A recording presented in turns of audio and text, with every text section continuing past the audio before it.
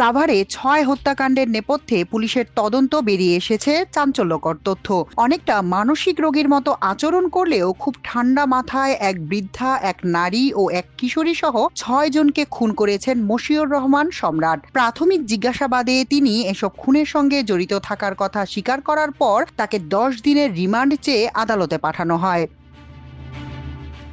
সোমবার দুপুর ১২টার দিকে সাভার থানা চত্বরে আয়োজিত সংবাদ সম্মেলনে ঢাকার অতিরিক্ত পুলিশ সুপার আরাফাতুল ইসলাম এসব তথ্য দেন। তার আগে পুলিশ সাভার থানার সামনে থেকে গতকাল রোববার বিকেলে সম্রাটকে আটক করে। গ্রেফতারকৃত মশিউর রহমান খান সম্রাট সাভার পৌর এলাকার ব্যাংক কলোনি মহল্লার মৃত সালামের ছেলে। তিনি সাভারের বিভিন্ন এলাকায় ঘুরে বেড়াতেন।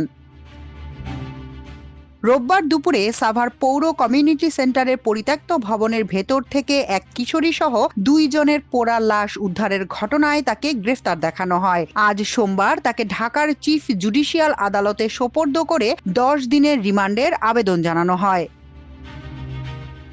কমিউনিটি সেন্টার থেকে লাশ উদ্ধারের ঘটনায় সাভার থানার এসআই শাখাওয়াত ইমতিয়াজ বাদী হয়ে গতকাল রোববার রাতে মামলা করেন। মামলায় সম্রাট সহ আরও অজ্ঞাতনামা ব্যক্তিদের আসামি করা হয়। ওই কমিউনিটি সেন্টার থেকে গত বছরের আগস্ট থেকে চলতি জানুয়ারি পর্যন্ত ৫টি লাশ উদ্ধার করা হয়।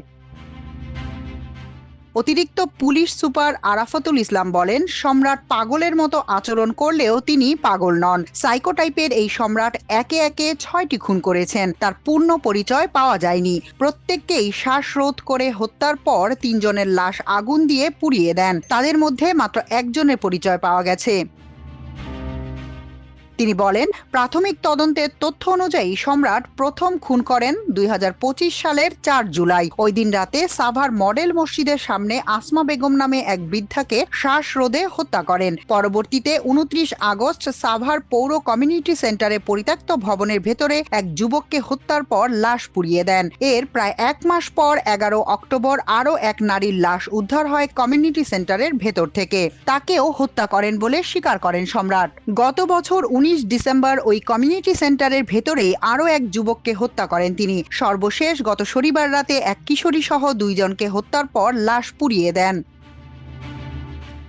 সাভার থানার পরিদর্শক অপারেশন হেলাল উদ্দিন বলেন, কমিউনিটি সেন্টারের ভেতরে যাদের হত্যা করা হয়েছে তাদের প্রায় সবাই ভবঘুরে বলে ধারণা করা হচ্ছে। গতকাল রোববার আরও এক ভবঘুরে নারীকে কমিউনিটি সেন্টারে দেখা যায়। সম্রাট তাকে ওই রাতে হত্যার পরিকল্পনা করেছিলেন বলে জিজ্ঞাসাবাদে জানিয়েছেন। হেলাল উদ্দিন আরও বলেন, সম্রাট ১.৫ বছরের বেশি সময় ধরে থানার আশপাশে ঘোরাফেরা করতেন। এক এক দিন এক এক রকম পোশাক পরতেন। তিনি কিছুটা অগোছালো কথাবার্তা বলতেন। এ কারণে সবাই তাকে পাগল মনে করতেন।